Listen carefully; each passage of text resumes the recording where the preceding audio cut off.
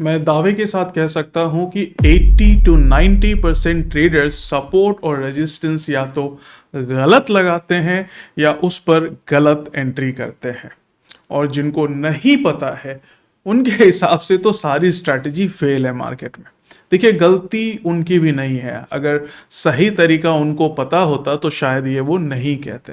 बंधु, आप एक बात बताओ, बोर्ड का जब आपने एग्जाम दिया था तो अपने एरिया के सबसे बढ़िया मैथ टीचर के पास ट्यूशन ली थी, है ना? फिर यूट्यूब पर क्यों ट्रेनर्स की प्रोफाइल बिना चेक किए उनसे सीखते हो और गलत ट्रेड करते हो? किसी के अगर 10 लाख सब्सक्राइबर हैं तो क्या गारंटी है कि उनको बढ़िया एक्सपीरियंस भी होगा? दुनिया में डर और लालच सबसे ज्यादा बिकता है, और दो चार फेक 1-2 करोड़ की प्रॉफिट के स्क्रीनशॉट डाल दो तो लोग आपके पीछे बस पागल हो जाते हैं। देखिए, गलत पढ़ोगे तो गलत रिजल्ट मिलेगा। और हाँ, ये वीडियो अभी फ्री है, बाद में मेंबर्स ओनली में कन्वर्ट हो जाएगी, तो ध्यान से देखो और काम की लगे तो फटाक से दोस्तों के साथ शेयर भी करो। And you can also buy my YouTube membership for 89 rupees per month only। ऐसे ही मजेदार और भी बहुत सारी वीडियो के लिए। चलिए अब डिटेल में पढ़ते हैं। पहले मैं आपको एक चैलेंज देता हूं, इनमें से कौन सा सही सपोर्ट है बताओ मुझे। वीडियो पॉज करो और कमेंट में आंसर दो, आपकी स्किल भी टेस्ट हो जाएगी। राइट आंसर मैं वीडियो के एंड में भी बताऊंगा। तो बताइए, बजाज फाइनेंस में आपको कौन सा सही लेवल लगता है, ए, बी या सी? आप पॉज करके कमेंट में बता सकते हैं कि बजाज, ए, बी या सी, जो भी आपको सही लगता है। तो बताइए, HDFC बैंक के केस में कौन सा सबसे सही लेवल होगा, ए, बी, सी या डी? अपना चॉइस कमेंट में बताइए। तो आप बताइए, PNB में कौन सा आपको सपोर्ट सबसे सही लगता है, ए, बी या सी? आप पॉज करके कमेंट में आंसर दे सकते हैं। तो बताइए, ब्रिटेनिया में आपको क्या सही लगता है, ए, बी ये वाला लेवल या ए का लेवल सही है, या लेवल सी ये आपको सबसे सही सपोर्ट है? तीनों में से कौन सा है? वीडियो पॉज करें और लिखे ब्रिटेनिया, ए, बी या सी, जो भी आपका चॉइस है। तो आप बाकी लोगों की तरह आधा अधूरा ज्ञान ना लें। चैनल सब्सक्राइब करने के बाद बेल आइकन प्रेस कर ऑल नोटिफिकेशंस जरूर सेलेक्ट करें, ताकि आपको कोई भी आने वाली वीडियो मिस ना हो। जनरली ये माना जाता है कि सपोर्ट लेवल एक ऐसा लेवल होता है जहां से डिमांड आती है, क्योंकि प्राइस बहुत सस्ता हो जाता है तो वहां पे बाइंग आने लग जाती है, लोग खरीदने लग जाते हैं और प्राइस हमारा बढ़ने लग जाता है, इसलिए हम उसको सपोर्ट कहते हैं। बट ज़्यादातर ट्रेडर ये भी मानते हैं कि अगर दोबारा प्राइस वहां पे जाएगा तो वो एज अगेन सपोर्ट लेवल काम करेगा और फिर से बाइंग आ जाएगी, बढ़ेगी और वहां पे हम दोबारा बाइंग कर सकते हैं ना। ये सरासर गलत तरीका है काम करने का। क्यों? चलिए समझते हैं इस चीज को। थोड़ा सा पहले बेसिक्स समझ लेते हैं 2 मिनट में। सपोर्ट लेवल क्या होता है? सपोर्ट लेवल एक ऐसा लेवल होता है जिसके ऊपर डिमांड आती है और प्राइस बढ़ने लग जाता है, या आप कह सकते हैं कि जहां से डिमांड आती है वहां पे सपोर्ट लेवल क्रिएट होता है। इसी तरह से जहां से प्राइस घटने लग जाता है वहां पे एक रेजिस्टेंस लेवल क्रिएट होता है। राइट, इस चीज को आप ध्यान से समझिएगा, वर्डिंग्स बहुत इंपॉर्टेंट है।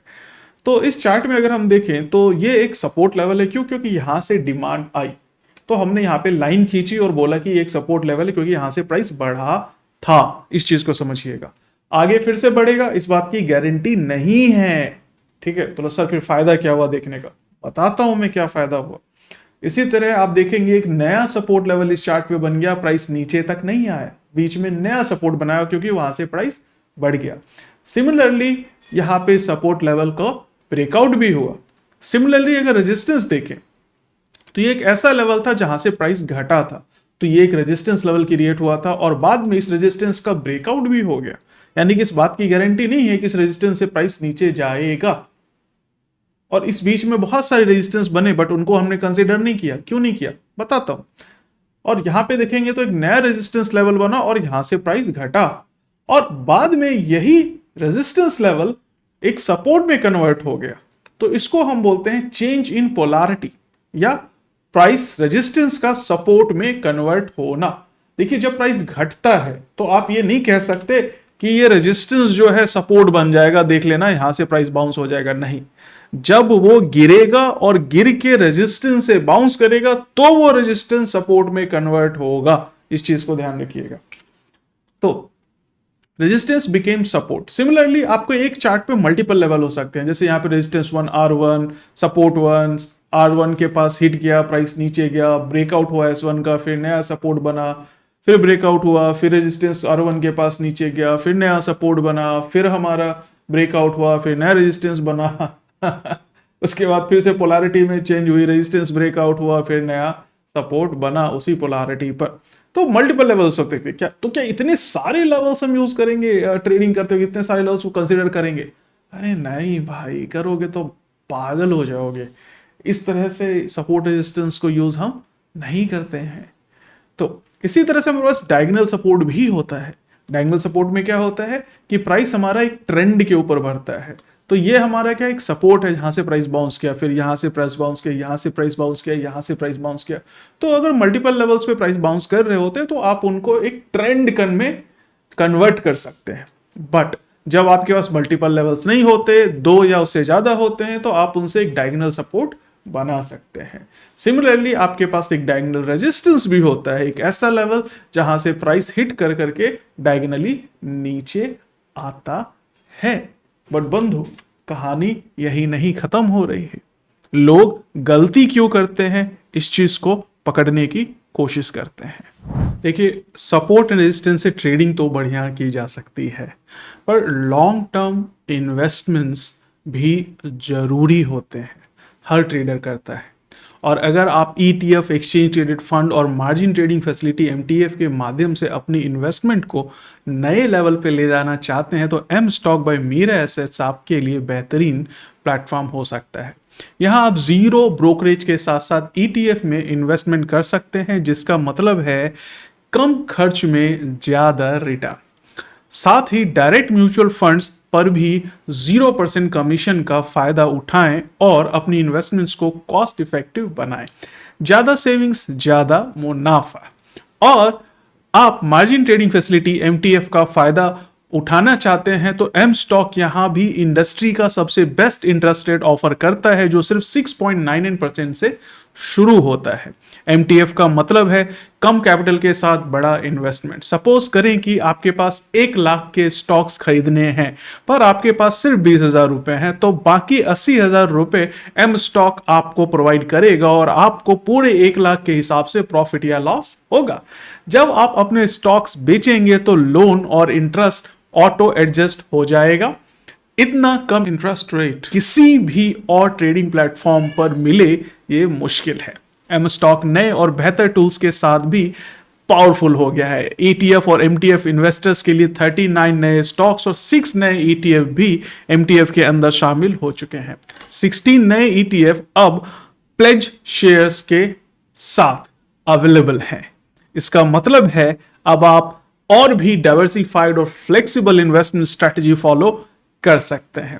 साथ ही इनके नए डिविडेंड स्टेटमेंट फीचर्स के साथ अपने सारे डिविडेंड एक जगह ट्रैक कर सकते हैं। और अगर आपको ये डाउट है कि ये नया ब्रोकर है तो ट्रस्ट कैसे करें, यहां पर इनकी वेबसाइट पर सारी डिटेल्स अवेलेबल हैं। 18 lakh users already M stock को यूज कर रहे हैं। 83 करोड़ से ज्यादा ट्रेड एग्जीक्यूट हो चुके हैं ऑलरेडी इस प्लेटफॉर्म पर, जो कि काफी अच्छा साइन है। ट्रस्ट पॉइंट ऑफ व्यू से यूजर रेटिंग भी 4.1 है, जो कि काफी अच्छी मानी जाती है। तो देर किस बात की, आपको ये प्लेटफॉर्म चेकआउट करना है तो वेबसाइट की लिंक आपको डिस्क्रिप्शन बॉक्स में दे दी है। आप इनके सारे फीचर्स को जाके जरूर चेकआउट करें।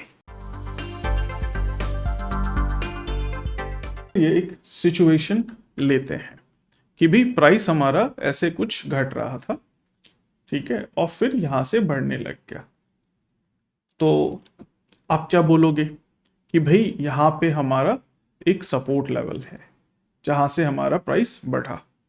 अब आप इंतजार करेंगे, किस बात का इंतजार करेंगे कि भाई ये प्राइस हमारा नीचे तक आ जाए और यहां से हमारा प्राइस जो है ऊपर जा सकता है, तो हम यहां तक का वेट कर लेते हैं और यहां पे हम बाइंग करेंगे ताकि हमें अच्छा ट्रेड मिले और हमारा स्टॉप लॉस सपोर्ट लेवल के नीचे होगा और टारगेट हम नॉर्मली ऊपर का रेजिस्टेंस रखेंगे।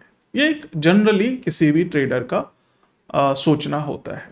बट मेरे को बताओ, क्या जरूरी है कि ये यहां तक आएगा? कुछ भी हो सकता है। वो जो प्राइस है आपको उससे पहले, लेट सपोज हो सकता है यहां से बाउंस करके ऊपर चला जाए और फिर गिर जाए, ऐसा हो सकता है। ये भी हो सकता है कि भाई प्राइस हमारा जो है यहां से नीचे आ जाए और सपोर्ट को तोड़ते हुए नीचे चला जाए, ऐसा भी हो सकता है। तो फिर सपोर्ट की अहमियत क्या रह जाती है कि भाई जब इस बात की गारंटी नहीं है कि हमारा जो सपोर्ट है यहां से प्राइस बाउंस ही करेगा, तो मैं सपोर्ट तक इंतजार क्यों करूं? यही तो मैं समझाना चाहता हूं कि आप उस सपोर्ट तक ट्रेड करने के लिए इंतजार क्यों करें।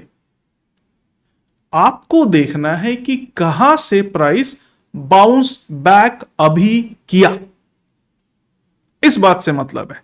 मतलब लेट सपोज कि प्राइस यहां से अभी बाउंस किया, तो जैसे ही हमारा प्राइस लेट सपोज कि भाई यहीं से बाउंस किया, तो जैसे ही हमारा प्राइस यहां से बाउंस करेगा, यहां पे कोई सपोर्ट लेवल नहीं था, यहां पे कोई सपोर्ट लेवल नहीं था, यहां से प्राइस बाउंस किया और जब प्राइस ने बाउंस किया तो या तो हम एंट्री यहां पे कर लेंगे कि भाई हमारा कंफर्मेशन आया, इंडिकेशन आई और हमने ट्रेड कर लिया, या फिर हमारा स्विंग हाई ब्रेकआउट हो गया तो हमने यहां पे एंट्री बना ली कि भाई देखो स्विंग हाई हमारा रेजिस्टेंस ब्रेकआउट हो गया तो हम बाय कर लेते हैं।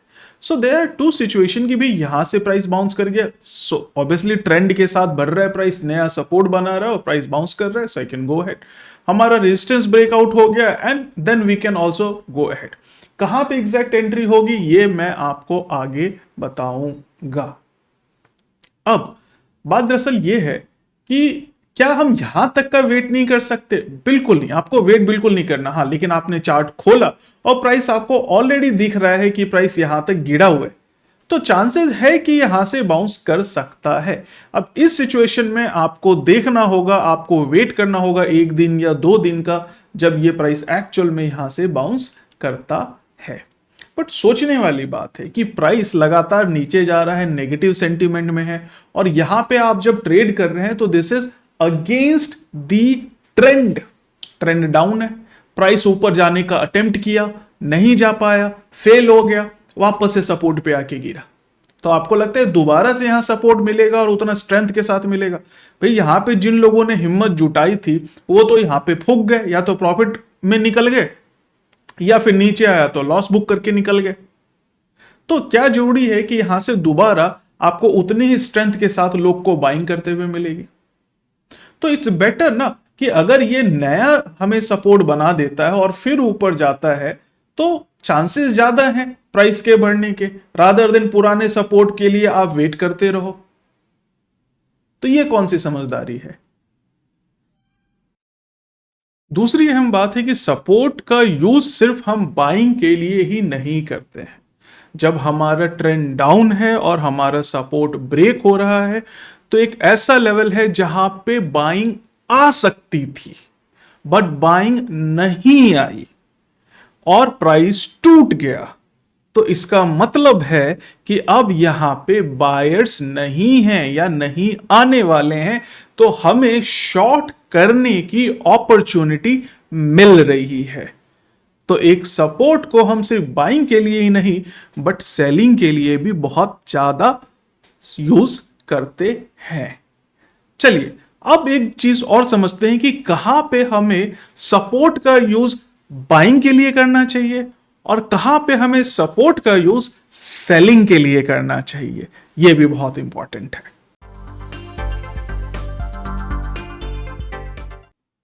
सपोर्ट रेजिस्टेंस को समझने के लिए थोड़ा सा हमें स्विंग्स को भी समझना पड़ेगा। अगर समझ है तो कोई बात नहीं, अदरवाइज 1 मिनट लगेगा, डिस्कस कर लेते हैं। जब प्राइस हमारा नीचे जाता है तो लोअर लो बनाता है और लोअर हाइज बनाता है। तो आप देखेंगे कि यहाँ पे प्राइस हमारा लोअर लो बना रहा है और लोअर हाई बना रहा है। सिमिलरली जब हमारा प्राइस ऊपर जाता है तो हाइयर हाई बनाता है और हाइयर लो बनाता है, हाइयर हाई, हाइयर लो, हाइयर हाई, हाइयर लो, हाइयर हाई, हाइयर लो। तो ये जो चीज होती है इनको हम बोलते हैं स्विंग, यानी कि नीचे से लेके ऊपर तक गया तो इसको बोलते हैं एक स्विंग। इसी तरह ऊपर से लेके नीचे तक आया तो इसको हम बोलते हैं स्विंग, कि प्राइस हमारा इतना उतार चढ़ाव प्राइस में हमारा हुआ। तो इस सिचुएशन में ये हमारा हुआ लोअर लो, क्योंकि इस वाले लो से ये लो नीचे है, इस वाले से ये लो नीचे है, इससे ये लो नीचे है, ये लो नीचे है, तो ये लोअर लोज बन गए और ये लोअर हाइज बने, क्योंकि ये प्रीवियस हाई से ये वाला हाई नीचे है तो इसको बोलते लोअर हाई, ये और नीचे है तो इसको बोलते लोअर हाई, ये और नीचे है तो लोअर हाई है, ये और नीचे है इस वाले लो से लोअर हाई है तो ये भी लोअर हाई है। बट अगर देखें तो अब हाइयर लो बन रहा है, क्योंकि प्रीवियस लो से ये वाला लो हाई है और ये वाला भी हाई है तो हाइयर लो, ये वाला भी हाई है तो हाइयर लो, और ये वाला भी हाइयर हाई है तो हाइयर हाई। तो इस तरह से ये हमारा स्विंग बनता जाता है। सो लेट्स सपोज कि प्राइस यू स्विंग में नीचे आ रहा था, ठीक है, और फिर यहां से हमारा प्राइस बढ़ने लग गया।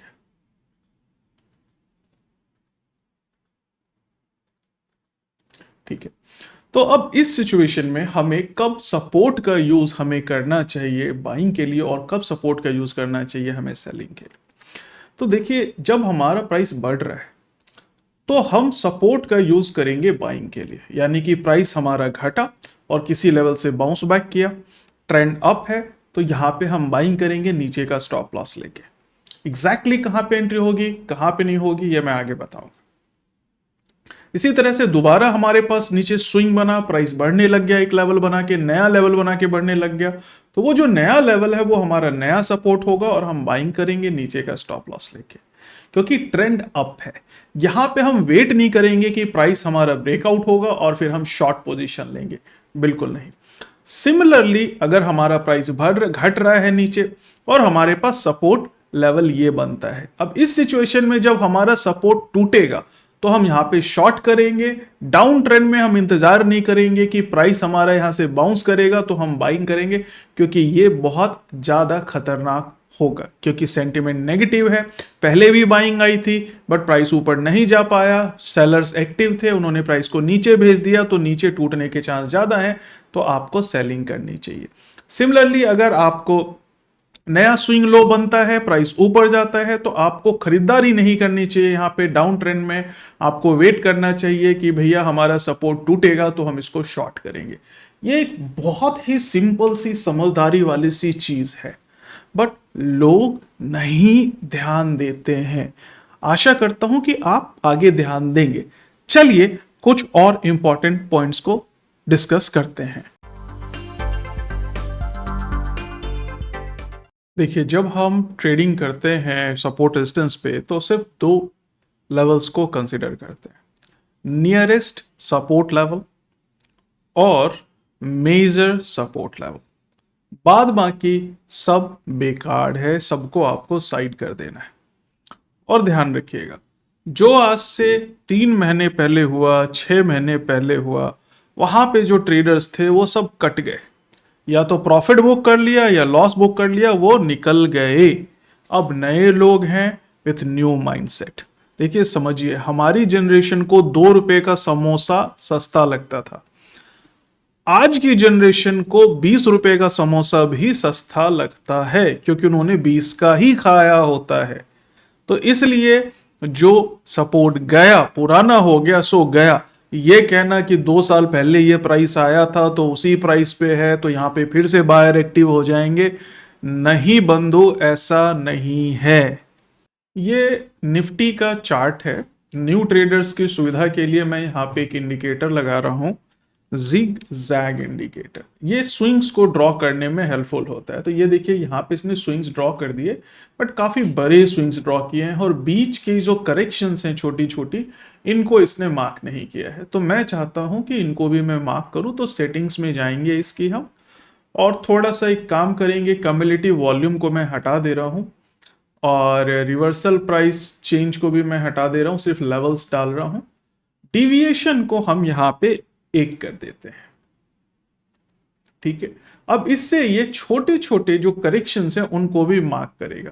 जैसे ये वाला करेक्शन इसको इसने मार्क किया, ये वाला करेक्शन है मार्क किया इसने, इतना छोटा जो है इसको इसने मार्क नहीं किया, तो इट्स ओके।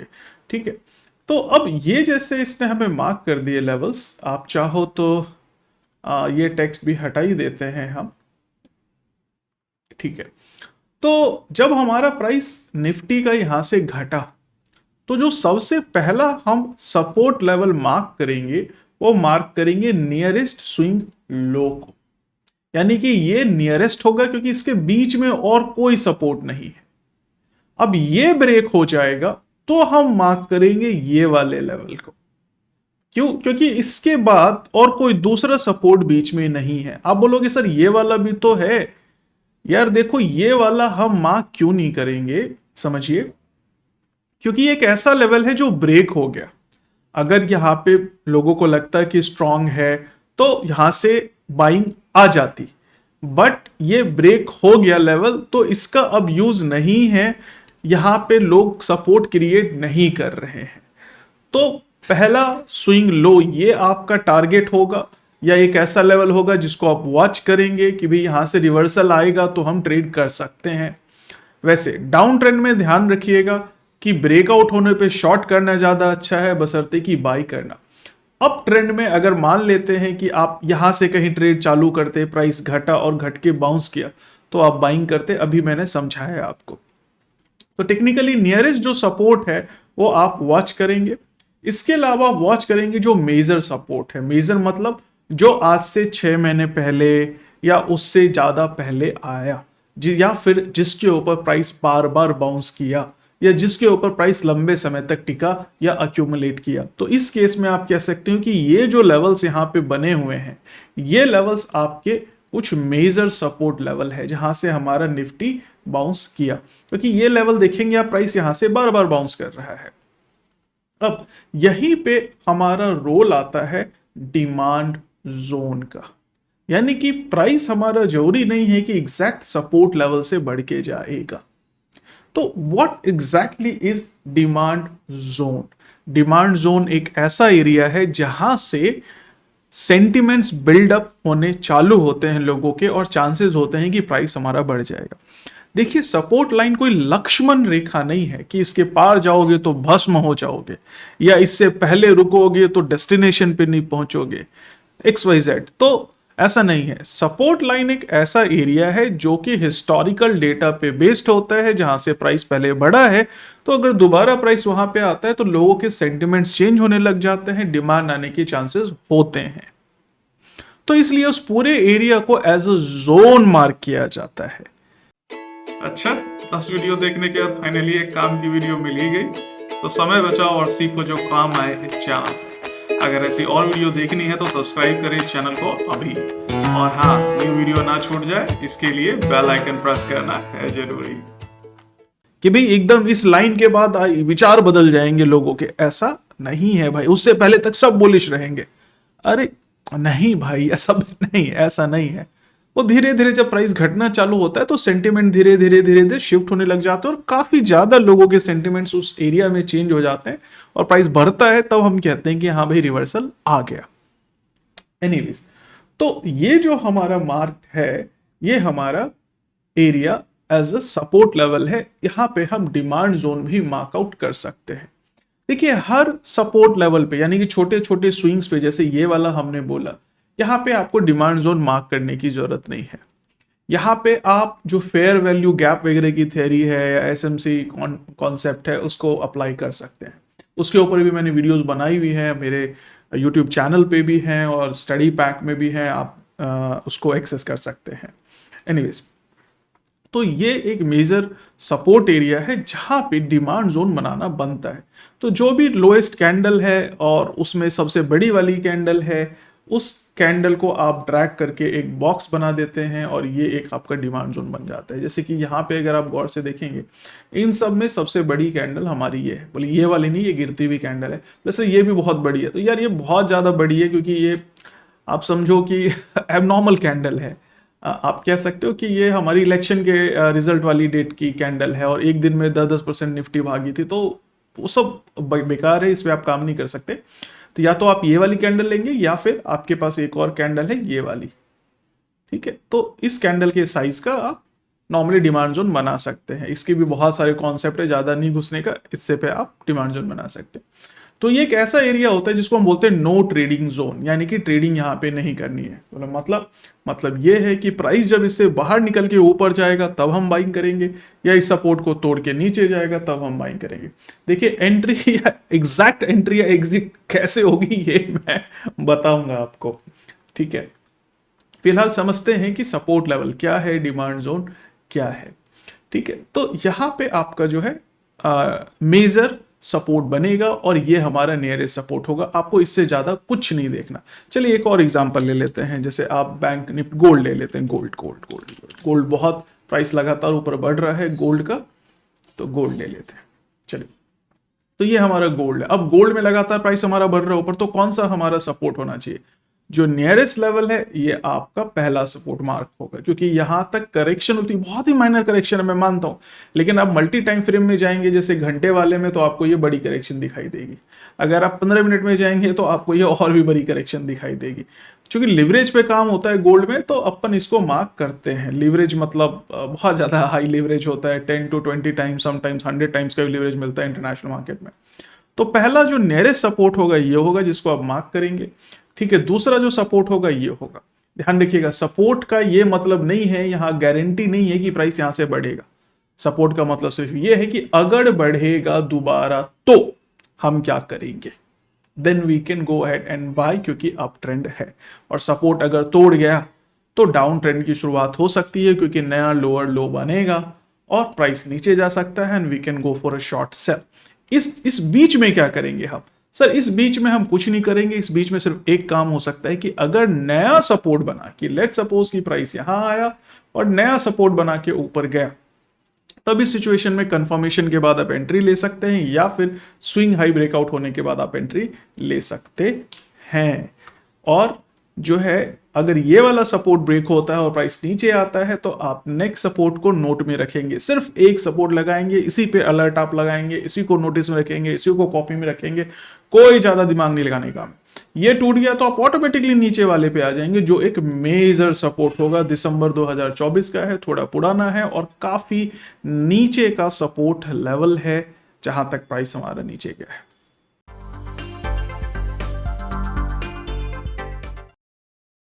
चलिए समझते हैं सपोर्ट एंड रेजिस्टेंस में मल्टी टाइम फ्रेम का यूज। तो सपोर्ट रेजिस्टेंस कौन से टाइम फ्रेम में लगाएं? देखिए वीकली चार्ट पे या डेली चार्ट पे सपोर्ट रेजिस्टेंस अप्लाई करना सबसे बेहतरीन माना जाता है, लेकिन आप इसको घंटे के चार्ट में या 5 मिनट के चार्ट में या 1 मिनट के चार्ट में किसी भी टाइम फ्रेम में लगा सकते हैं, बशर्ते ये दिमाग में रखना है कि सपोर्ट का ये मतलब नहीं कि यहाँ गारंटी है यहाँ से प्राइस बढ़ेगा। सपोर्ट का मतलब ये है कि यहां से प्राइस बढ़ा था और आगे बढ़ सकता है, तो अगर बढ़ेगा तो हम एंट्री बनाएंगे और नहीं बढ़ेगा तो हम शॉर्ट करेंगे। शॉर्ट हम तब करेंगे जब डाउन ट्रेंड है, लॉन्ग हम तब करेंगे जब अप ट्रेंड है। बस इतनी सी बात को ध्यान में बैठाना है। तो चलिए मल्टी टाइम फ्रेम में एग्जांपल को देखते हैं। तो जैसे यहाँ पे अगर हम गोल्ड का चार्ट देखें तो आप बोलोगे सर यार यहाँ पे तो अपन को कोई एंट्री मिल ही नहीं रही, क्योंकि ये सपोर्ट था, यहाँ से प्राइस भाग गया, अब तो बीच में कोई एंट्री है ही नहीं। So what you can do is you can switch to multi time frame. Let's suppose 1 hour chart. अब 1 आवर चार्ट में अगर देखेंगे तो आपको मल्टीपल करेक्शंस यहाँ पे दिखाई देंगे। अगर आप इसको मैं फिर से करता हूं, so let's go to 1 hour chart, ठीक है।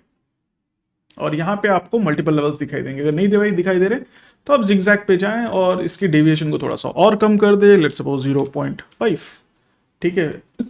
लेग्स को बढ़ा दे, ठीक है, आई एम सॉरी, लेग्स को कम कर दें, ठीक है। So now we have a lot of swings here. आप देख रहे हैं बहुत सारे मल्टीपल स्विंग्स हमें मिल रहे हैं, यानी कि बहुत सारे लेवल्स मिल रहे हैं जहां से प्राइस हमारा हाई बनाता हुआ जा रहा है। तो ये एक ऐसा लेवल था जहां से अपन को मौका लगा था कि एंट्री बना ली जाए। तो यहाँ पे एंट्री बनाने का मौका मिला, यहाँ पे एंट्री बनाने का मौका मिला, यहाँ पे मिला। अब ट्रेंडिंग अप है तो कैसे हम एंट्री बनाएं? तो ऑब्वियसली बात है, हायर स्विंग्स मिल रहे हैं तो आपके पास एक डायगोनल सपोर्ट क्रिएट हो रहा है। अगर आप गौर से देखेंगे तो ये एक आपके पास डायगोनल सपोर्ट क्रिएट हो रहा है। यहाँ से प्राइस बाउंस किया, यहाँ से प्राइस बाउंस किया, यहाँ से प्राइस बाउंस किया, यहाँ से प्राइस बाउंस किया। तो अगर आपने यहाँ एंट्री नहीं ली है तो आप यहाँ पे एंट्री बना सकते हैं। तो इस सिचुएशन में जब यहां से प्राइस बाउंस करता है तो आप एंट्री बना सकते हैं इसके नीचे का स्टॉप लॉस लेके। अगर आपने एंट्री यहां पे नहीं बनाई है तो आप यहां पे बना सकते हैं इसके नीचे का स्टॉप लॉस लेके। बोलोगे सर अगर यहां से प्राइस गिर गया तो, क्योंकि गोल्ड तो ऑल टाइम हाई है भाई, गिरने के लिए कहीं से भी गिर सकता है, यहां से भी गिर सकता है, यहां से भी गिर सकता है, यहां से भी गिर सकता है, इससे पहले भी कहीं से भी गिर सकता था। बट प्रॉब्लम यह है कि चूंकि अप ट्रेंड में है तो हम ट्रेंड के हिसाब से जा रहे हैं और हो सकता है कि हम गलत हो, हमारा एक बार स्टॉप लॉस हिट हो जाए। तो मान लेते हैं मैंने यहां पे एंट्री करी तो मैं सही था, मेरा स्टॉप लॉस हिट नहीं हुआ और मैंने प्रॉफिट बनाया। मैंने यहां पे एंट्री करी थी भी फिर भी प्रॉफिट बनाया, मैंने यहां पे एंट्री करी फिर भी प्रॉफिट बनाया। और मैंने अगर मान लेते हैं कि यहां पे एंट्री करी और प्राइस नीचे आ गया तो क्या फर्क पड़ता है? 3 बार मैं सही हूं, एक बार गलत हूं, और जितनी बार गलत होगा उस वक्त मेरा छोटा स्टॉप लॉस होगा और प्रॉफिट मेरा बड़ा था। So that is how you use the support and resistance. तो मल्टीपल टाइम फ्रेम में स्विच कर करके आप बेटर पर्सपेक्टिव ले सकते हैं। इनकेस अगर आप स्विंग ट्रेडर हैं तो आर्ली तक बढ़िया है, अगर आप इंट्राडे ट्रेडर हैं तो 5 मिनट का आप टाइम फ्रेम ले कर करके और आप एंट्री बना सकते हैं। तो आप अर्ली में स्विंग्स ड्रॉ करके या ट्रेंड लाइन ड्रॉ करके फिर 5 मिनट में आ करके फिर 5 मिनट में आप एंट्री बना सकते हैं। आपका स्टॉप लॉस बहुत ही छोटा होगा। जैसे यहां पे अगर दोबारा एंट्री गई, प्राइस नीचे आया, पुल बैक हुआ, आपने एंट्री बना ली। प्राइस नीचे आया, पुल बैक हुआ, आपने एंट्री बना ली। प्राइस नीचे आया, पुल बैक हुआ, आपने एंट्री बना ली। So that makes a lot of sense. अब बोलोगे सर हमें तो आगे का पता ही नहीं, आपने तो अभी ड्राइंग बना दी। तो अगर ये ड्राइंग नहीं, हमें आगे का पता ही नहीं होता तब, ये तो आपको पता था तब ना। अरे आगे की ड्राइंग बनाने के लिए आपको सिर्फ 2 लोस चाहिए, हायर लोस, एक लो ये, एक लो ये। अगर इन दोनों को कनेक्ट करोगे तो आगे तक की ट्रेंड लाइन बन जाएगी। Very simple. Why do I से कि फिबोनाची बहुत शानदार है? अभी मैं उसका एग्जाम्पल देता हूं। ये हमारा निफ्टी का चार्ट है और फिबोनाची सपोर्ट रेजिस्टेंस के लिए भी बहुत अच्छा टूल है, आप उसको यूज कर सकते हैं। बहुत सारे टूल्स हैं, पाइवट पॉइंट्स हैं, सुपर ट्रेंड है, बट मुझे इसमें से फिबोनाची बहुत पावरफुल लगता है। तो ये मैंने फिबोनाची टूल यहां से लिया और मैंने ड्रॉ किया फिबोनाची अप ट्रेंड में, सॉरी यहां से यहां तक, ये देखिए टॉप। तो फिबोनाची एक्सटेंशन मेरे को बताता है कि ये मेरा सपोर्ट लेवल है और प्राइस यहां से एग्जैक्टली रिकवर करके गया। आप बोलोगे सर ऐसे कैसे? चलो इसकी सेटिंग भी मैं आपको बता दूंगा। चलिए दोबारा देखते हैं। यहां पे ये हमारा लेवल है और फिबोनाची यहां से मैंने ऊपर तक ड्रॉ किया, देखिए एग्जैक्टली वहीं से ऊपर गया। अरे सर ऐसे कैसे? चलिए कोई बात नहीं, फिबोनाची फिर से मैंने यूज किया यहां पे और मैंने इस लेवल को ड्रॉ किया, एग्जैक्टली वहीं से ऊपर गया। तो सर ऐसे कैसे? अरे भाई यही तो जादू है? This is power of Fibonacci retracement, but people don't understand. Fibonacci आपको बहुत पहले सितंबर में भी, बाद में जनवरी में भी, फिर फरवरी में भी चीख चीख के बोल रहे हैं कि ये तुम्हारा लेवल है, यहां से निफ्टी में एक मेजर करेक्शन आएगा, ये एक मेजर सपोर्ट है। तो फिबोनाची की सेटिंग्स मैंने क्या यूज करी, चलिए ये भी मैं आपको बता देता हूं। अब फिबोनाची पे क्लिक कीजिए। फिबोनाची में बाय डिफॉल्ट 0.382, 0.618 और 1 होते हैं। मैंने 50% को ऐड किया, 0.786 को ऐड किया। ये क्या होता है? बेसिकली 0.23 का ही रेसिप्रोकल होता है। बेसिकली 1 माइनस 0.26 करेंगे तो ये आएगा। मैं 0.236 को मैंने हटा दिया यहां से। आप इसको चाहो तो आप इसको भी हटा सकते हो, बट ये काम का होता है इसलिए मैंने यहां पे रखा हुआ है। आप चाहो तो इसको हटा सकते हो, ठीक है। और आपको रखना है 1.618 और आपको रखना है 1.764। ये जो लेवल है 1.618, मैं मैक्सिमम टारगेट यहीं तक का रखता हूं। ये बोनस है अगर यहां तक प्राइस चला गया तो ये जो ब्लू वाली लाइन आ रही है 1.618, मेरा टारगेट नॉर्मली यहीं तक का होता है। अब लोग सर क्या पीछे भी प्राइस हमारा ऊपर गया है अगर फिबोनाची ड्रॉ करें तो? देखिए आपका टारगेट है 1.618, वहां तक जाने का चांस पूरा होता है। तो चलिए मैं यहां पे इसको ड्रॉ करता हूं, फिबोनाची रिट्रेसमेंट को अपवर्ड के लिए ऊपर से नीचे। तो आप देखिए ये मेरा टारगेट था, ये मेरा अचीव हो गया, ठीक है। हाँ, प्राइस उसके थोड़ा और ऊपर चला गया, फिर बाद में नीचे आया। बोलोगे सर अगर मैं यहां पे ड्रॉ करूं तो, चलिए ठीक है, आप यहां पे ड्रॉ कर लीजिए। तो ये मेरा टारगेट है, ऑलमोस्ट सेम सेम लेवल है। मैंने यहां से ड्रॉ किया, मैंने यहां से ड्रॉ किया, ऑलमोस्ट सेम लेवल। ये देखिए यहाँ पे 1.718 आया और ये 1.618 आया और यहाँ पे ये 1.718 आया, तो सेम लेवल मेरे को हिट हो रहा है। तो ये आपको बहुत ज्यादा हेल्पफुल होता है आपके लेवल्स को निकालने के लिए। अब जैसे मैं अगर यहां पे ड्रॉ करता हूं, देखिए तो ये मेरा 1.618 का लेवल है और ये मेरा टारगेट अचीव हो रहा है। ज्यादातर टाइम्स जो है मेरा टारगेट 1.618 का ट्रेंडिंग मार्केट में अचीव होता है। ये एक बहुत अच्छा लेवल माना जाता है। क्या ये इंट्राडे में यूज हो सकता है? बिल्कुल ही हो सकता है। चलिए इंट्राडे में देख लेते हैं, 5 मिनट के टाइम फ्रेम में देख लेते हैं, ठीक है। कोई भी करेक्शंस को भी नीचे का कहां तक फॉल देगा। जैसे फॉर एग्जांपल आज हमारा मार्केट ये ऊपर गया और फिर नीचे आया, तो नीचे कहां तक जाएगा। चलिए फिबोनाची रिट्रेसमेंट ड्रॉ करते हैं इस लेवल से लेके टॉप तक। अब देखिए इसने बता दिया कि ये आपका लेवल है आज का, बिल्कुल प्राइस हमारा डिक्टो वहीं पे बंद हुआ है। तो मैं क्यों ना मानूं फिबोनाची रिट्रेसमेंट और इसके पावर को। मैं आपको एक बहुत पावरफुल टिल दे रहा हूं और मैं आपसे इसके बदले में क्या एक्सपेक्ट करता हूं?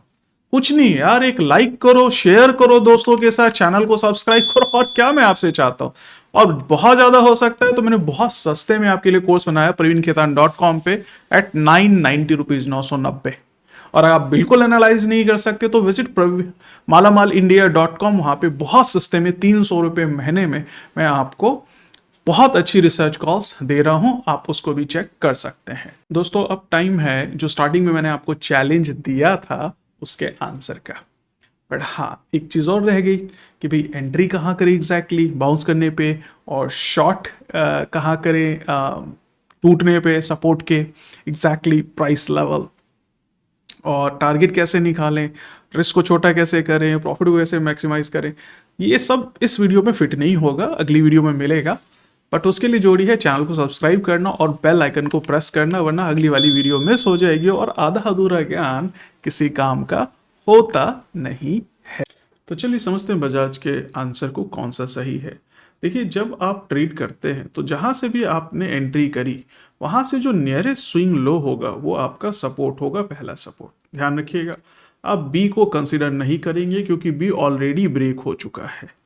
ये कंसीडर तब होगा जब ये ऑलरेडी ए टूटेगा और बी तक आएगा। वैसे बी कंसीडर नहीं किया जाना चाहिए क्योंकि बी बार बार ब्रेक हो रहा है, इस लेवल पे भी, इस लेवल पे भी, इस लेवल पे भी ये ब्रेक हो रहा है। तो इसके बाद जो विदाउट गैप है, यानी कि जो ऐसा सपोर्ट लेवल जो ब्रेक नहीं हुआ, यानी कि यहां से यहां तक लेके एम्प्टी स्पेस है। आप एक तरह से समझो कि ये जब यहां पे नीचे गिरता है तो जो एम्प्टी स्पेस है, यानी कि ये पूरा का पूरा एम्प्टी स्पेस है, ये लेवल ब्रेक हो चुका है ऑलरेडी। जो ब्रेक हो गया, जहां पे लोगों को लगता ही नहीं है कि बाइंग बनती है, उससे अच्छा होगा कि दूसरा जो स्विंग लो है आप उसको कंसीडर करें। देखिए जो ट्रेडर्स यहां पे थे अब वो नहीं है, खत्म हो गए। जो ट्रेडर्स यहां पे थे वो भी खत्म हो गए, जो फैब में ट्रेडर्स थे। तो जो ट्रेडर्स हैं अभी एक्टिव हैं, जिन्होंने बढ़ाया जिस लेवल से, उनके लिए जो ये लेवल है वो इंपॉर्टेंट है। तो यहां पे आपको बाइंग ज्यादा दिख सकती है, ना कि बी पे। ये कई लोगों को कंफ्यूजन होता है, इस कंफ्यूजन से बचें। तो चलिए देखते हैं कि क्या हुआ प्राइस के साथ।